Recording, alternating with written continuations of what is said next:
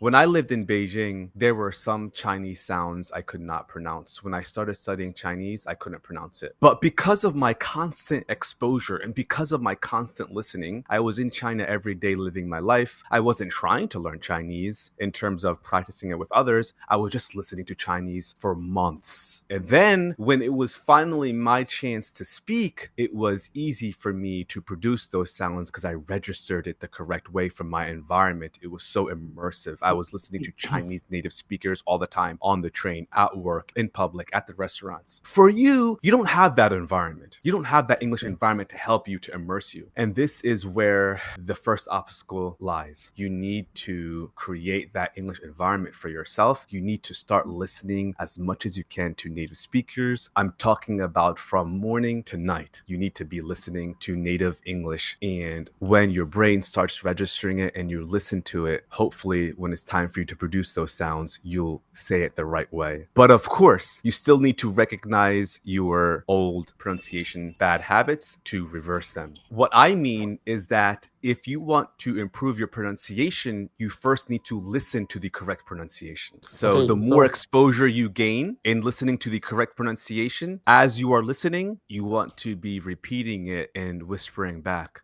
hi, how are you? And you try your best to copy and imitate as best as you can. But of course, you can't copy and imitate unless you listen to it a lot. Like, comment, and subscribe. Click that bell notification. Follow me on HelloTalk. Follow me on Instagram. Subscribe.